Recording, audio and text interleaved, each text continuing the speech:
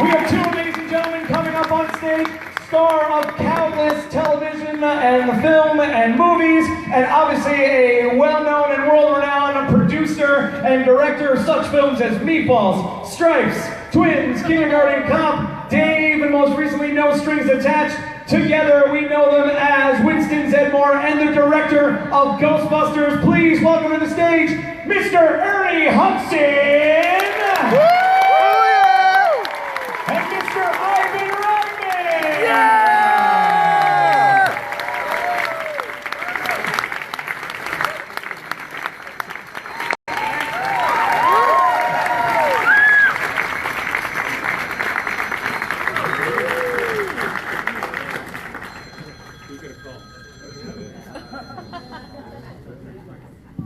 There you go. I think you're on now. I'm on. You're on.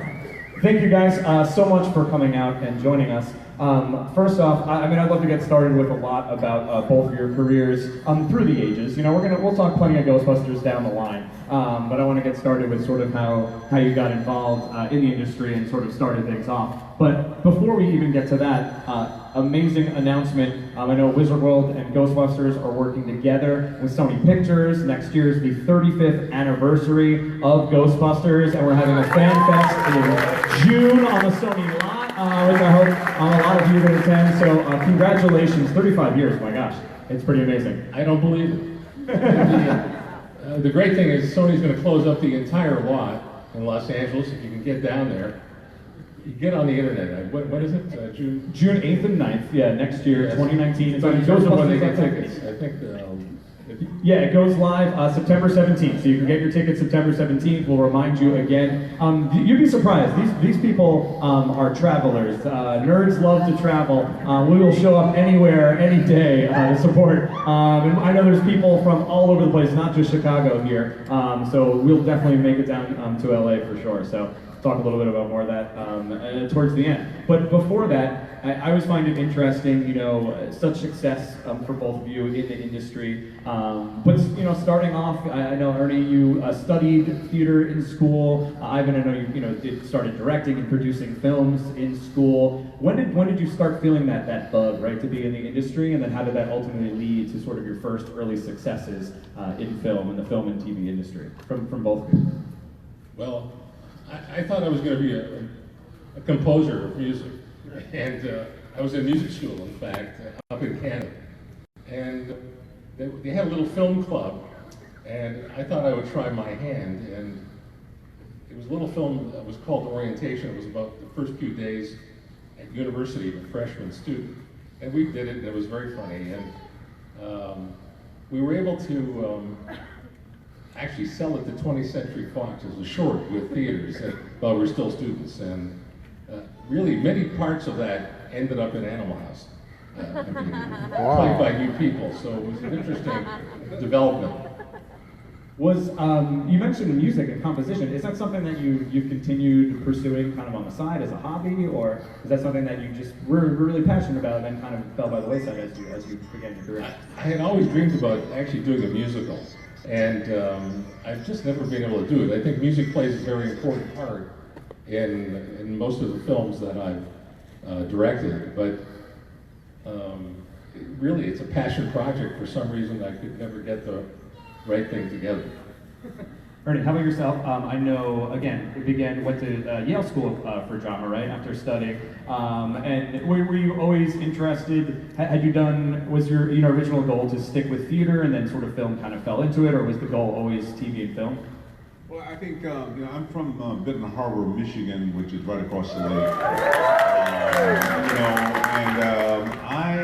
I got out of high school, went to the Marine Corps, got discharged from the Marines, and I was kind of lost. I was just looking for a job. So the line in Ghostbusters has a steady paycheck in it. I believe anything you say. I finally got into college, Wayne State in Detroit, and I saw a play, and I was just blown away, and I got really involved in theater. I graduated, got a scholarship to Yale, and I thought theater would be what I'd do for the rest of my life, but I began to realize that the people I was in school with were teaching, and I didn't want to teach. I wanted to to do it. So I made it to LA. I got married, I should say, and the marriage ended, and the 2 kids came with me.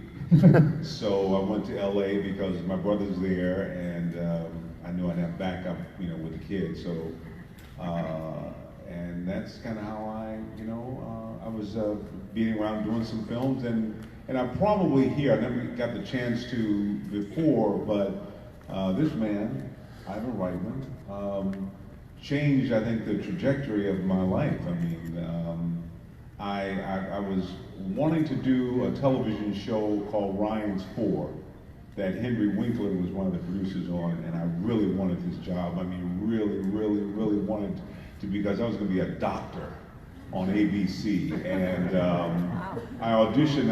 I thought I was so good for the part, but Henry was not in the room, and so they sent me back, and as I was going in, Henry was leaving, and so I got a call from my agent saying that I didn't get Ryan's 4, which was just devastating, but I got a movie called Adventures in the Creep Zone, that I wasn't really excited about it, but it turned out to be a movie, the name was changed to Space Hunter, that Ivan produced, and gave me a job a year before Ghostbusters, and between that and Ghostbusters, John really got involved in film and television. It's amazing how that works out like that. That you immediately in the moment feel this distraught feeling, of losing something, and you get something that you weren't so happy about, but then it led ultimately to this partnership. Sure, yeah. It's the movie, yeah, and I mean, all the films, that you've created, starting with producing Animal House and moving on to Meeple's Drive, there really is this camaraderie or this, fraternity of brothers, if you will, of comedy legends and icons that all have worked together. Did you ever envision all those people coming together like that and then just really lasting throughout for a majority of your career, in terms of meeting all these amazing comedic legends? Well, I was doing these small movies in Canada, and I actually had a Broadway show. That's really how I got to America, and there was it was called The Magic Show, by the way. It ran for about 5 years. But I was a big fan of the National Lampoon magazine, and it was really the most important sort of humor magazine of its time. It grew out of the Harvard Lampoon prior to it. And I just cold called the publisher of the magazine because I thought he'd be good to know. We'll try to create a comedy. I'll try to create a comedy film with him. And he said, "Look, I'm not interested in that, but I want to do the stage show. You've got the show on Broadway. Why don't you help me?" I said, "Okay, whatever." And the show was called the National Lampoon Show, and this is before Saturday Night Live, before SCTV. The show ended up starring John Belushi, Gilda Radner, Bill Murray, Harold Ramis, and Brian Doyle Murray, Bill's older brother. Yeah. And I sat there and I said, I've never seen people this funny in any one place. And they represented a whole new school of comedy and just a whole new ability. And most of them got picked off and went on to Saturday Night Live. Harold Ramis, for whatever reason, did not get hired by Saturday Night Live. Part of my deal with the National Lampoon was if any part of that show that we did off Broadway could end up as a movie, I would get to hopefully direct it, but at least produce it. And so I went to Harold and I said, look, let's go work on this film based on this show. And that movie turned out to be Animal House. I mean, it took about 2 years, but Harold, along with Chris Miller and Doug Kenny, ended up writing this brilliantly funny script. You mentioned some of the film that you made in college. There were scenes from that. What were some of the specific examples of things that you pulled from your just fun kind of messing around college years?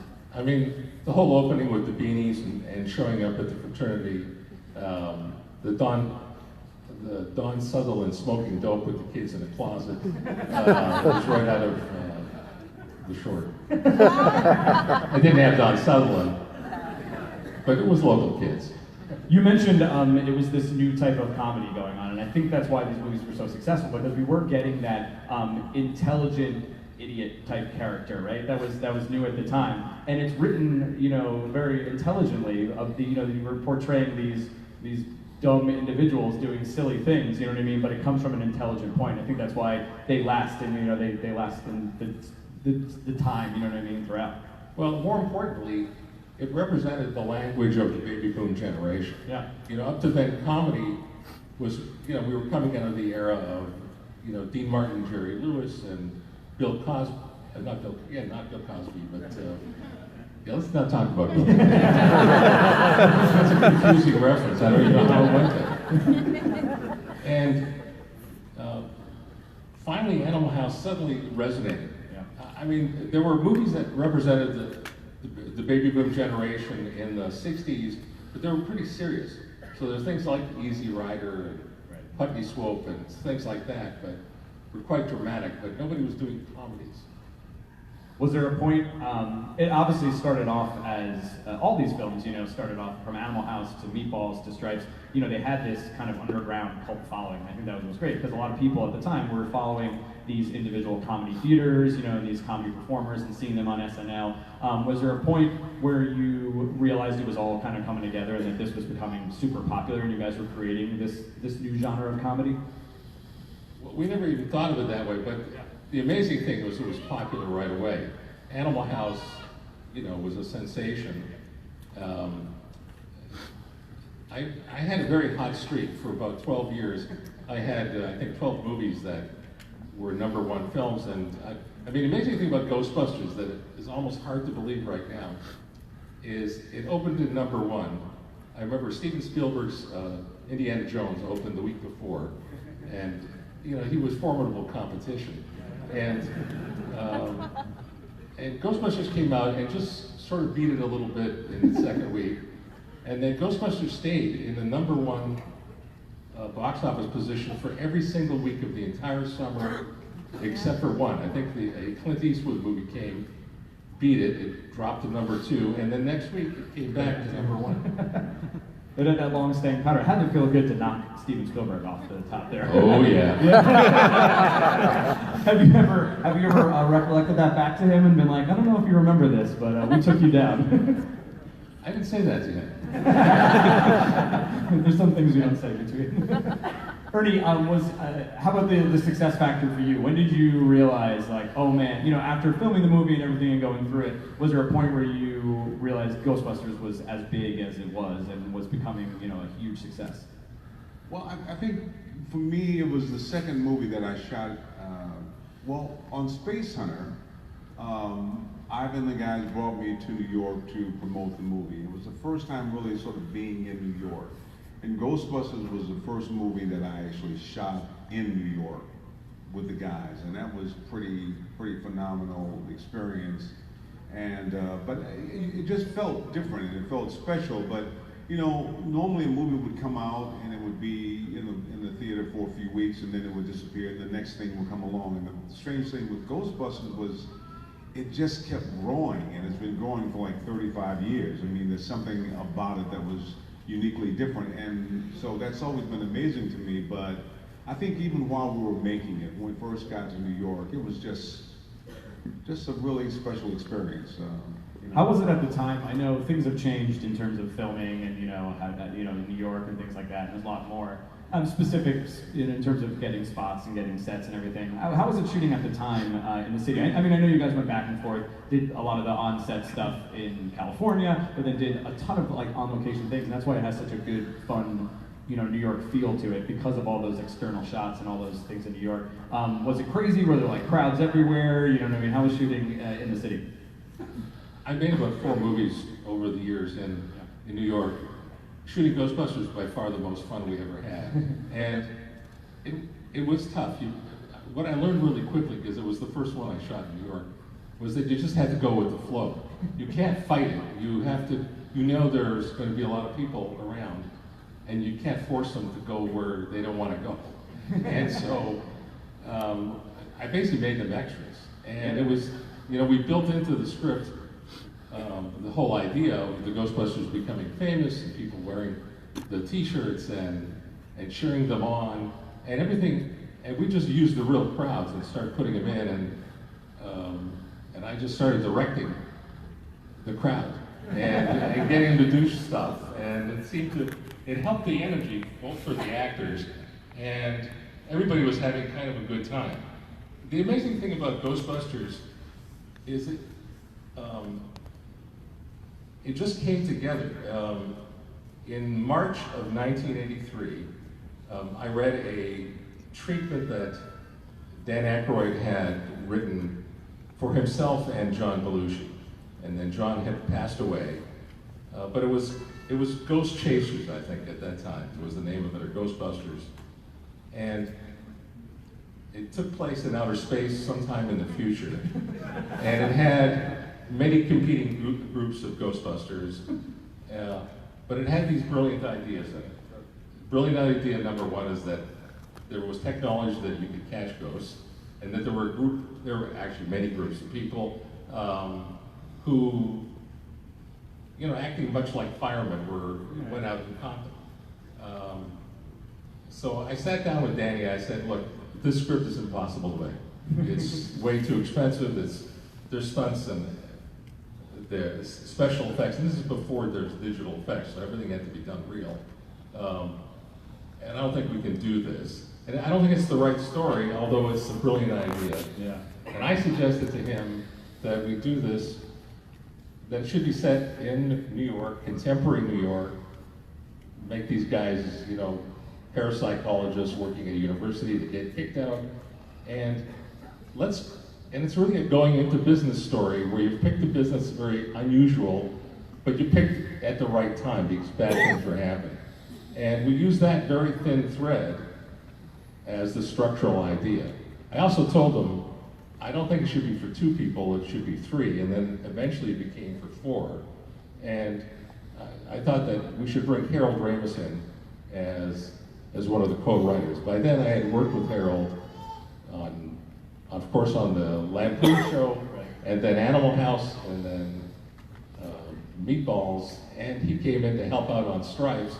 So I always felt that he was like the brother I never had, and that he was the clever writer that I wish I could be, and that he would help out in the construction of it, where Aykroyd had this sort of brilliance, this conceptual brilliance that is very, very unusual and almost unique.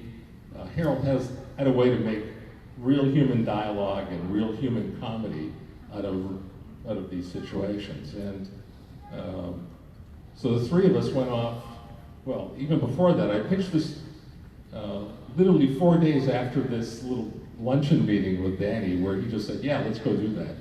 And he'd been struggling to find somebody to make the movie with. And he was very helpful in terms of going along with it. I went into Columbia Studios with only 2 people, the head of the studio and the marketing head. And I told the story very much like I just told it right now. This is what it's going to be, and it's going to be Bill Murray, and it's going to be Dan Aykroyd, and Harold Ramis. Ernie wasn't involved just yet, but it's coming. And he said, "Okay, fine, yeah, we'll do it. And how much do you think it'll cost?" I had no idea what it would cost. We didn't even have a script yet. And Stripes had cost $10 million, so I decided, well, I'll go crazy. I'll triple that amount. Yeah. And I just said $30 million to him, and he said, "Okay." Did you stay in budget? What was the final budget? We actually, well, that's the whole story of the making. Everything just fell into line. Yeah. All he said is it has to be ready by June the 8th, 1984, which was 13 months after that meeting. So we had no script. There was no special effects house. Because there was only one really great visual effects house, and that was ILM. And that was already busy doing that Steven Spielberg movie. Yeah. And I said, well, we're going to have to build an effects house on top of that because we got to start like right now. Even though we haven't designed anything, we don't even know who the ghosts are or what we're going to have. And they stood up. They wrote a $5 million check out of the 30 to Richard Edlund, who had worked on, I can't remember right now, oh my God. And he set up a company that started the visual effects. Literally took about 2 months to build the company, but by the summertime, he was starting to work. And Harold, Dan, and I all went up to Martha's Vineyard, I think the 4th of July weekend of 1983. And we basically wrote the script together in a 2-week period. Our families were there. We had 3 separate houses, and we would get together and work all day, and families would all get together and have dinners, sometimes just all together or sometimes ourselves. It was very communal and a spectacular experience. And we left 2 weeks later with a draft. Now it was very close to the movie that you now have gotten to know. I mean, the one final thing I want to say about Ghostbusters is I was very lucky because different people just contributed wonderful things to it. Yeah. And so here we were working on the script very quickly, doing the effects right from the beginning, and various people I remember when Sigourney Weaver came into audition for the role of Dana Barrett, and you know by then she had done Alien and years of Living Dangerously, but she was still auditioning. She had heard about it. She wasn't really a big star, but she was really smart, and she spoke about the script in a very intelligent way. And at some point, she stopped and said, "You know, I was reading the script, and I really think that Dana Barrett should become a dog." And I said, "Really?" Yeah. She said, "I should be possessed." And she got on my coffee table in my office on all fours and started howling like a dog. I said, "Wow, this is a really cool idea." And Sigourney Weaver, all 6'4" of her, sitting on my coffee table. I remember calling up Harold right after that, and I said, "Look, Dana Barrett was just howling like a dog in my office. I think it was a good idea." And we were really struggling with what to do. We had this idea of a keymaster and a gatekeeper. We didn't really have it worked out yet, and just that little comment, worked out. John Candy was in Stripes, and it was his first American movie. I think he had done a couple of small Canadian films, and he became quite a star off of Stripes. And so I naturally called him up because I thought he would be perfect for the guy down the hall, to Dana Barrett, who bugged her. And he read this. I sent him a script. He said, "Yeah, love working with you, Ivan. Yeah, we should do this." I sent it to him, and literally the next day he calls back and he says, "You know, I thought I should play him with a German accent. I should have dogs, like big German shepherds." I said, "You can't have dogs. There's dogs on the roof. It's going to be confusing to everybody." And he said, "Look, I can't do it. I want to play him like a German guy." I said, "I don't think that's going to work." And we parted ways. And I knew Rick Moranis from, there was this wonderful community of very funny people that I grew up with in Toronto, one of which was Rick Moranis. But we had never worked together. But I called him up and I said, "Rick, I want to do this movie. I got to be honest with you. I offered it to John Candy, who was another Canadian from up there, and he's turned it down, but I think he made a mistake. Would you read it, please?" And he said, "Okay." He read it and called me an hour after he got it. And he said, "Thank God John Candy's an idiot. He should have done this." It's amazing how it all works out like that, how it all came together. It was just, John Candy would have done his own kind of version, but not like a German guy. And I could have talked him out of it. But Rick Moranis just was spectacular. And I said, "Look, Rick, there's really no part here. Can you just work on stuff?" And he came up with this brilliant accountant guy. Virtually 90% of his lines, were written by him. Yeah. That brilliant one take when he's, at the party he has, where he welcomes the people in, and it's one long, continuous shot. And he opens the door, and there's the terror dog for the first time alive. And it's one of my favorite shots in the film, both because of the combination of comedy, performance, and surprise that are part of it. Am I babbling a little bit? No. No. We can hear it. Come on, you hear it. Keep going. Yeah, we want it. So we can hear it. It's a testament to the movie, like you said. There's a brilliant idea that a bunch of people then brought together and really shaped. And that's what's so awesome and why I think it's lasted is it is this fun story of ordinary people, if you will, in this extraordinary situation, and how each person brought, each actor, each performer, each part of this, brought their own element to it, which is amazing. You mentioned Winston wasn't, originally one. You were thinking three. Where did that sort of inception of that character come into play? As we were writing it, we realized, because these guys were all university professors, and of course Venkman was the cynical one and the salesman. We always thought one was going to be the mouth, and one was the heart, and one was the brains. I'll let you figure out who was who.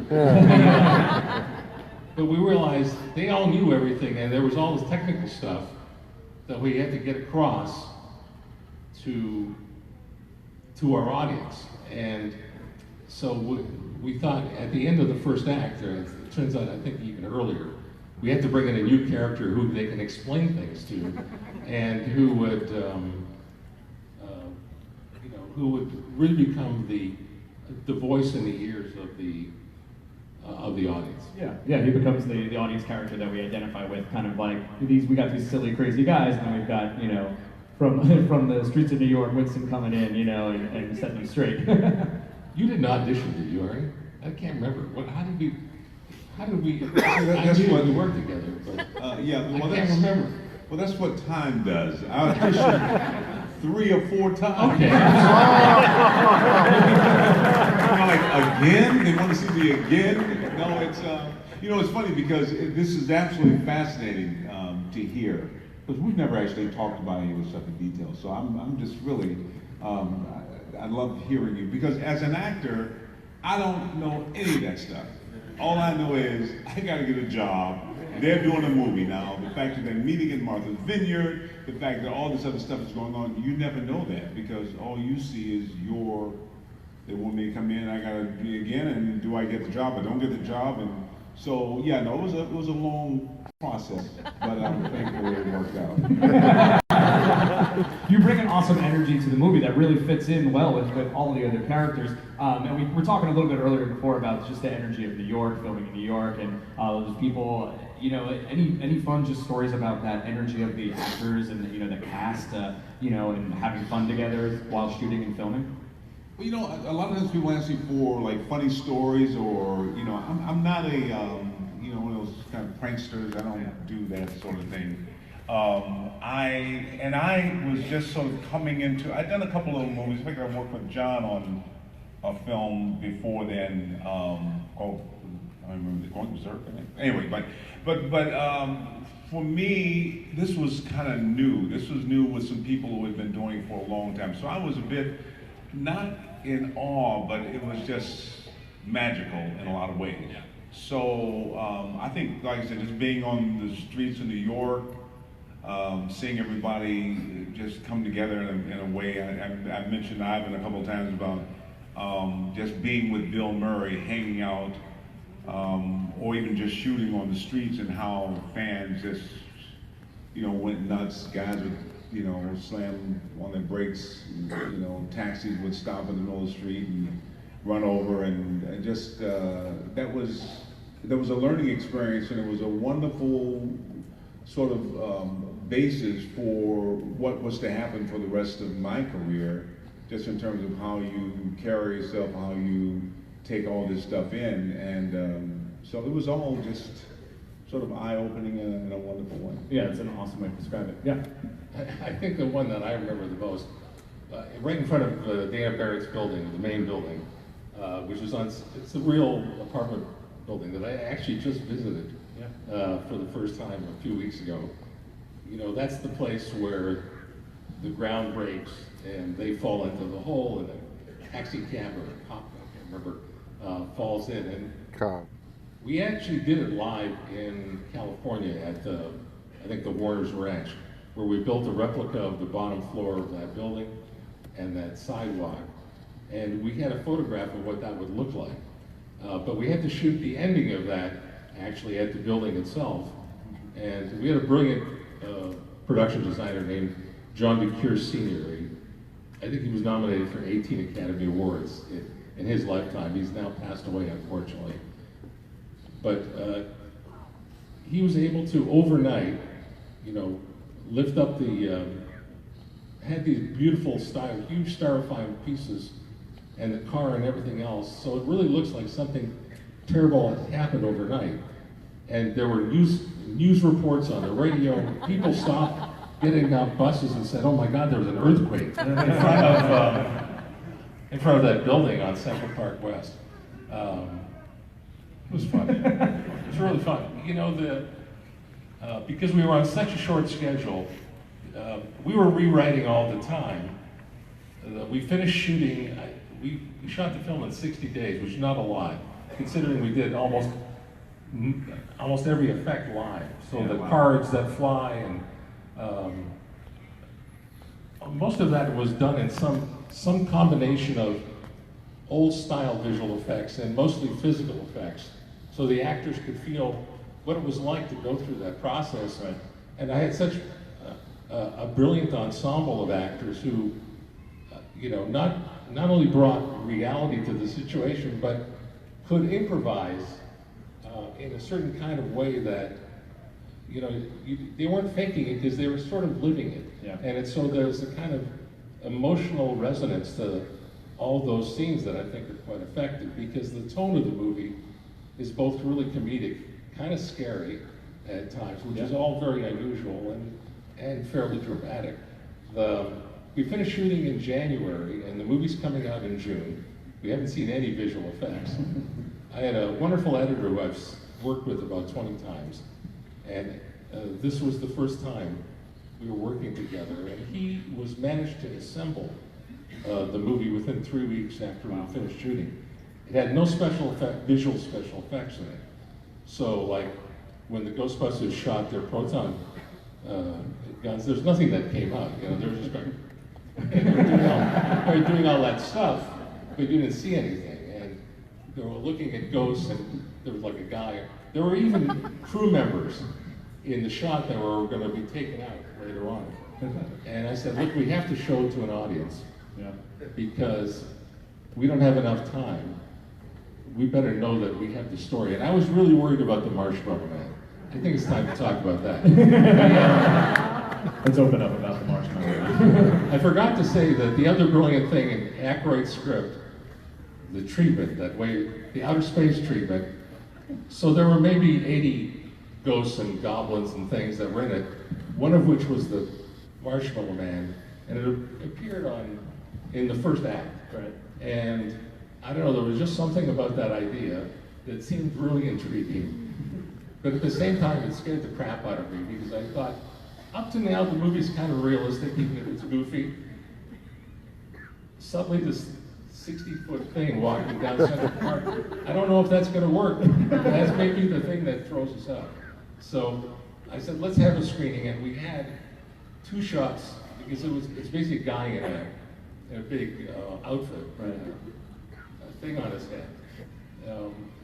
We had the first shot of the Marshmallow Man's head behind those buildings. The building, coming up in downtown. And of course, I had all that live stuff on. I can't believe what they let me do on the streets. It was an easier time to shoot. Yeah, exactly. In fact, it was before 9/11. There was a whole, there was a great ease about the city that unfortunately no longer exists there. And so we screened the movie 3 weeks after we finished shooting. And it was like the greatest screening I ever went to of that movie. The people screamed. I think when Dana Barrett opens up the fridge, very early on the film. Now the egg stuff was real because we actually did it. So we had things to make all those eggs pop, and that was actually a burner on top that looked like countertop. So those eggs were really frying. But when she opens up the fridge, that was meant to be visual effects that we didn't have.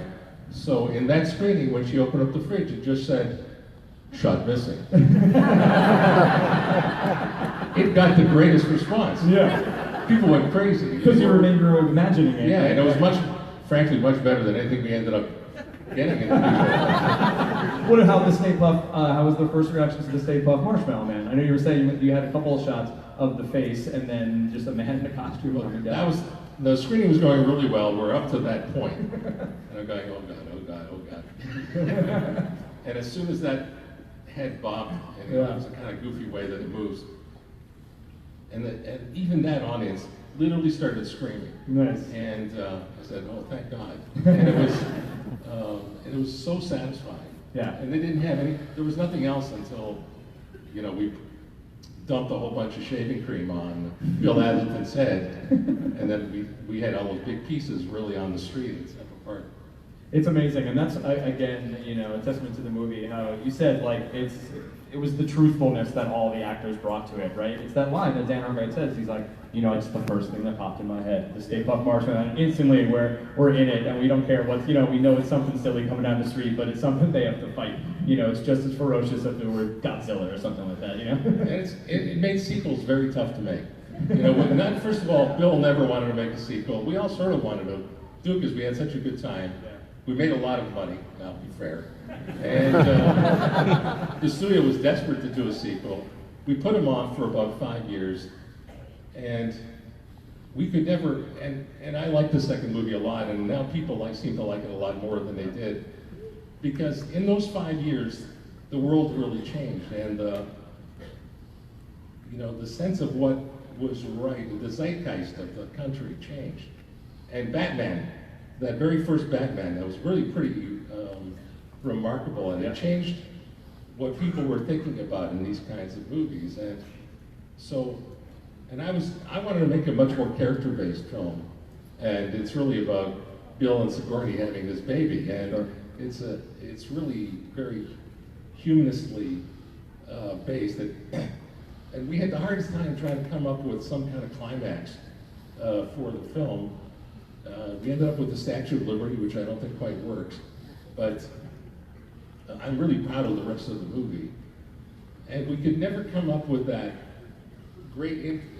this kind of idea of, I was trying to think of the most interesting thing, and that popped in my head, and it was such a clever way of bringing on the Marshmallow Man, and I think it was one of the reasons that it worked so well. And we couldn't come up with anything that even came close to that for the... Nothing will beat the Marshmallow Man, yeah. Like you said though, at the time maybe, I think there was a lot of reaction just to it being a sequel, but now, my gosh, I don't think you can talk to anyone in this room that says they don't love Ghostbusters 2, as equal or, close to the first one. Let's get to some of these questions out here. I know there's some people been patiently waiting. We're getting a little short on time. Hey, what's up? Al, my question for Ivan is, what advice can you offer to an aspiring filmmaker looking to break into the industry? Well, just make films. It's a lot easier today than it was. That very first short film that I talked about at the beginning of our talk today was all shot in 16 millimeter. The longest take I could make was 30 seconds because you had to hand crank it. You had to buy the film, which was really expensive. You had to send it to a laboratory to process. You got a work print. I had only these roller things by hand to look at it on a viewfinder. Your camera, the one you have in your pocket right now, is way more sophisticated than anything that was available, including when we made the big movie. So you've got everything you need, and it syncs down. Go ahead and make it. Just do it, right? Awesome.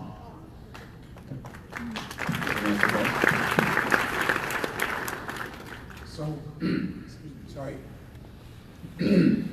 Sorry. Had an experience seeing Ghostbusters in probably the early 90s on the Disney Channel that I've never been able to corroborate or explain, but it seemed like they had a cut using alternate takes to make a more family-friendly version.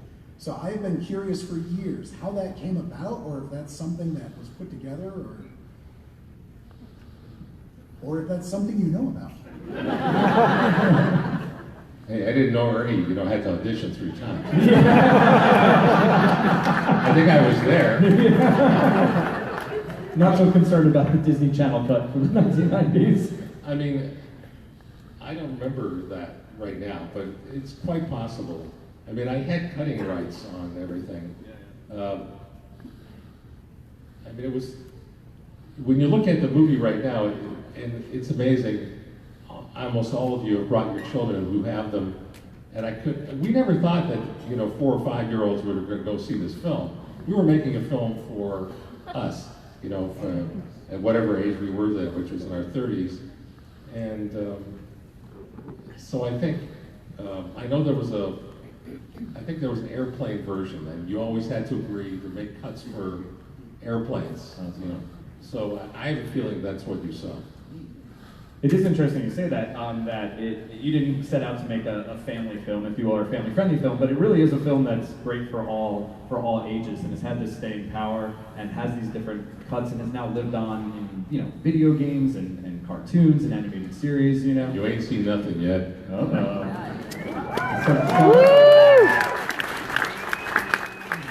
Anything that we would be excited to hear about? I can't be specific today, I promise. No worries.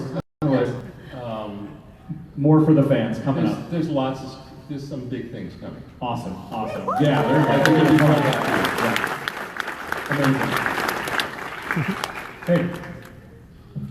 So there are stories about how much of the movie was actually improv, and I was wondering, how much of the final cut deviated from the script?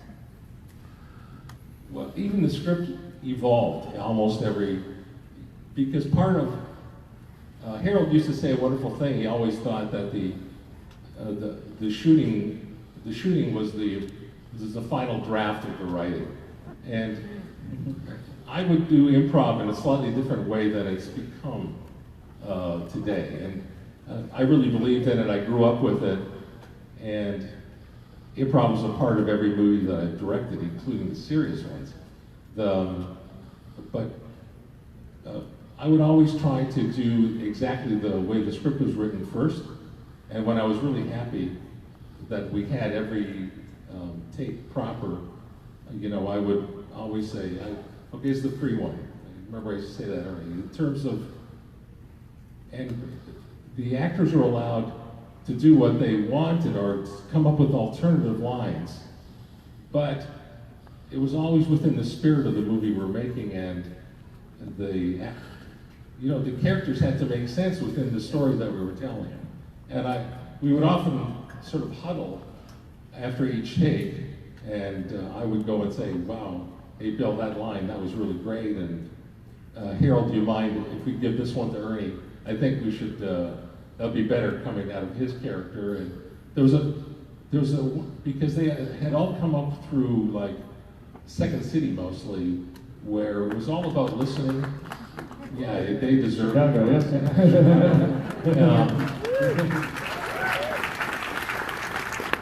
And there's an extraordinary generosity. It was about working together on a scene, and and a bunch of them had worked together for many, many years. And so it was very easy to reapportion the lines, and even Billy, who later had something of a cantankerous reputation, really was so generous with everything. And I could say to him, that paragraph that you just hit, that was great, but could you leave this and this out? And get back to the script right over here. And that's the way we built it during the shooting. Ernie, you mentioned starting off being but on that note, I will also say the improv. Pretty much, I get people come up and they'll quote a lot of lines from Winston, especially from the first movie. Mm-hmm. And that was really, I love this town, the last line of the Twinkie stuff. The guys were so generous because I think that's a great line, and yet they were willing to include and share, and that's really special and unusual in this business. So yeah, I remember it was very, very important. That's exactly what I was going to ask you. Yeah, it felt like, even like you said, you were coming in awe to start, and they had their own little fraternity, if you will, that you were just completely accepted right away and was one of the boys. Well, yeah, but I grew up in because I didn't come from not just Hollywood, where I didn't know anybody in the industry, and so there's a tendency that I developed to sort of hold back a bit, and you almost want to be invited. And I think had the guys been different, they would have, but they were always inclusive, especially Harold. And I'll always be very appreciative of him because the guys always sort of would see me standing over there and kind of go, Ernie, come on, you know, I'd go to people's houses as a kid and they'd sit down to eat and so unless I was invited, I would just not, you know. But that's, I think, a fear of getting your feelings hurt. But it was great to be a part of this group that were really just very, very open and caring, and it meant a lot to me. Amazing. Hey. How you guys doing? So, as we can tell, you know, Ghostbusters resonates with so many people, so many generations. It's been 34 years now that it came out. I was born in 1984, literally like 2 weeks after the movie came out. And one of my earliest memories is seeing Ghostbusters as a child, along with the animated series and whatnot. And Ghostbusters 1, 2, they kind of just one giant story to me. Love them both equally. It's absolutely my favorite movie, hands down. And this might fall under the classified, non-specific, whatever, and I'm sure a lot of people are always wondering, and I don't know if you can talk about it, but will there be any chance of another live-action film, especially with some of the original characters?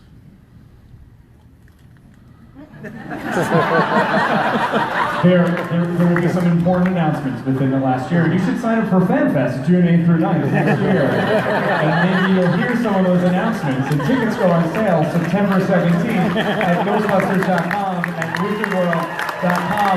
Ladies and gentlemen, I'm sorry we're out of time for questions, but you can go meet both of these gentlemen at their booths. Please give it up one more time for the legendary Ernie Hudson and